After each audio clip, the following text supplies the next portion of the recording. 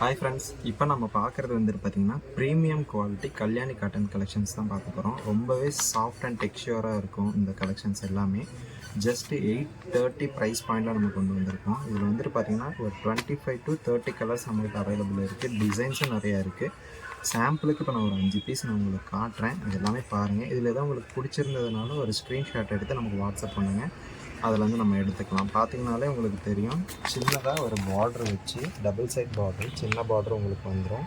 ஒரு pink colour with black கலரில் உங்களுக்கு வந்து பார்த்திங்கன்னா சில்வர் ஜெரி யூஸ் பண்ணி ரொம்பவே டெக்ஸ்சராக இருக்கும்.